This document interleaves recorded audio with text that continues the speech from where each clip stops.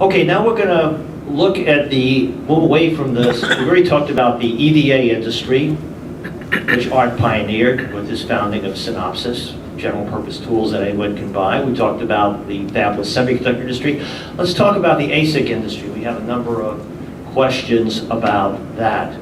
Is it the rise, fall, and fall again of the ASIC industry? Is it constantly on a roller coaster? The idea, of course, is an equipment company, they don't want to buy an off-the-shelf standard product. They want to embed their secret sauce. And so they'll do an application-specific integrated circuit that's customized to their particular product line. How has that evolved? The beginning of the ASIC industry and transitioning through many different twists and turns. Who wants to comment on that? And again, this is equipment companies that are doing this. Let's say Cisco Systems, for example, would design an ASIC. Some companies, they don't want to design ASIC. Arista, they don't want to be part of ASICs. But Cisco still is doing ASICs. Doug? So VLSI Technology was founded on the concept that we would help people within systems companies design their own chips, and then we would fabricate them for them. Was the fundamental goal of the company. And the term ASIC had not yet been invented, but that's essentially what we were. This is 7980. Yeah, this is 7980. So, in fact, the business plan was to go out and raise money, not from venture capitalists, but from 4 systems companies, and who wanted sort of a piece of their own fab. They weren't big enough to have their own fab, and this is still in the day when, according to Jerry Sanders, real men have fabs, right? So you weren't a real systems company unless you had a fab, but only people like Hewlett-Packard and Xerox and IBM and so forth could afford them. So we were going to go to the next tier of companies who wanted badly to have their own fab, but couldn't afford it or didn't have the mechanism to build one. So we would have them invest in us. We would become a source of silicon as well as help in doing design, and we would make them equivalent to the big boys in terms of being able to do custom chips. And so it was custom chips at the time. That's the custom logic as opposed to standard products.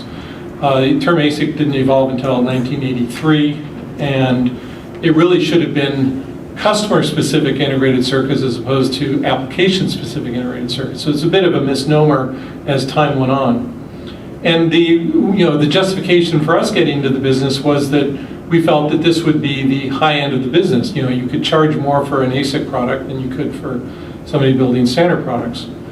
Well, because of the competition that developed, and because the real proprietary aspect of chips lay in the design and not in the manufacturing, ASIC turned out to be the worst business model as opposed to the best business model, because people would start shopping on price per wafer, and they would compare your wafers to somebody else's wafers, and you not only had to be really good in manufacturing, you had to, because the people who wanted to do ASICs wanted the latest manufacturing process, and oh, by the way, they had to have tools, so you had to have the best tools.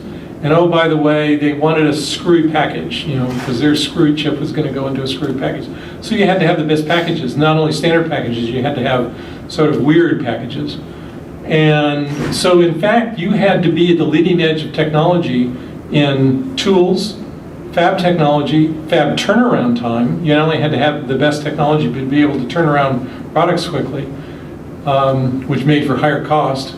And you had to have, dynamite packaging and test capability. And, doing R&D in all of those areas was very expensive. And, there were several, we weren't the only ones making a mistake. There were dozens of other companies jumped into this. Even Intel thought, oh, well, this is getting big enough. We ought to jump in. And they announced an ASIC initiative to go do ASIC products and so forth. And so the industry grew very rapidly in terms of size, but it was never very profitable, and because of the reasons that I spoke about. And as chip complexities grew and people started to see that, as application-specific integrated circuits really became kind of application-specific standard products. And even at VLSI, we'd say, oh, well, look, everybody's doing this kind of a chip, and they're all about the same. Why don't we just do a standard chip that is, that sort of does what they're doing? And because the problem leading into this was, well, what chips do you design? Before 1980, there were memories and standard logic chips, and everybody kind of knew what was to be done. But now with things going over 100,000 to towards 1 million gates, then you didn't know what to design, and so you had to involve the customer in the process.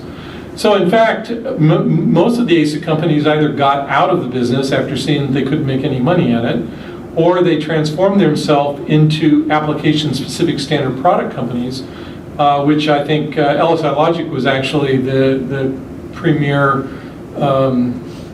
vendor in that regard. They started building up application-specific divisions. People focus on disks, disk drives. People So in other words, they had communications. to sell library. No, they sold chips. Oh, they sold chips? Yeah, they had divisions, they had divisions within the company, which gained the systems expertise. So it was a real standard product. It wasn't even an ASIC at all. Right, exactly. It was sold as an application-specific standard product as opposed to an application-specific integrated circuit where the terms used. The terms don't necessarily provide a lot of light into what's happening, but that's in fact the terminology that was adopted by the industry. Seems like an oxymoron to me. VLSI did also do the same thing, started developing its own chips, but not as aggressively as LSI Logic. LSI Logic survived as a independent company for quite a bit longer. VLSI was bought by Philips, and mainly because it had developed a lot of proprietary products in the wireless industry, and Philips was interested. So VLSI did have a very strong product portfolio in the wireless business, but again, application-specific products. So we continued, and LSI continued, and others continued to do ASIC devices, but that became a secondary part of the business because it was not as profitable. And in fact, the way the industry sorted out, as we know for a long time, the people with the design knowledge, the people with the application knowledge, were the people that hold all the cards. And the fabrication became somewhat of a commodity, and became difficult to maintain unless you had very high volumes, very good efficiencies, and that sort of thing. So that's why I say the ASIC industry grew like mad, and everybody thought it was going to save the world, and that it was the future of the semiconductor industry. But in fact, within 10 years, people realized that was a big mistake, and that there was a role for it, but that application-specific standard products was where it was going. Nice. That's major to me. I'd like to get Art's perspective on this because he's selling tools to equipment companies that are designing ASICs. Do you agree with Doug, or do you have a different perspective? To equipment companies designing ASICs? Yeah. What companies are you referring to? Well, You mean system? What we call them system companies today. Yeah. yeah, equipment companies that, well, you can call them system, call them whatever you like, but they're companies that make equipment for something, storage, compute, Got it. Yeah, I networking, wasn't just etc. not clear what you meant.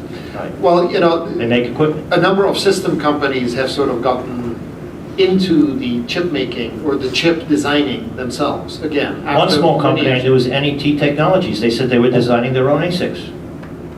Yes, some do some design, some do a lot of design, some do all of the design.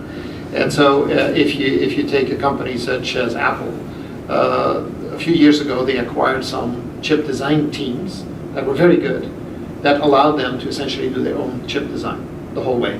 And then they can go to a foundry, be it whatever foundry Apple happens to use, and have it manufactured there. This is typically only the case for people that see a benefit in doing their own chips, meaning they have some system knowledge they don't want to share, or they have very special needs and maybe not necessarily very high volume, and it's not of interest of anybody else to do this. There are a number of large companies that are heading in that direction. There are questions about companies such as Facebook, Amazon, Google, you name it, if they have enough business in different ways or interest to go in those directions.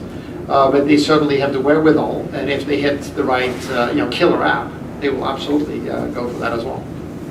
Let me make a point of. Please. When I said the ASIC companies went out of business, I'm talking about the companies such as VLSI and LSI that maybe didn't go out of business, but transformed their business to ASSPs. Now, the systems companies, as he mentioned, who wanted to continue to do their ASICs, they did do that, but what evolved was a more pure play foundry business where companies were set up to provide purely fabrication services, didn't provide tools, didn't provide all the other stuff, but just provided really good, really low-cost manufacturing or high technology manufacturing. Sometimes it wasn't all that cheap. But so companies like TSMC that had government funding and so forth were able to rise up and serve that industry. So there is an ongoing group of systems companies. Art knows better in terms of how many of those are actually doing their own chips these days. It's not a huge number, but like Apple and others are doing it, and they typically go to the well-established, large foundries as opposed to, and that's what they're doing. They are not ASIC companies as we defined them in the 80s, but rather pure play foundries that are focused on optimizing their manufacturing capability.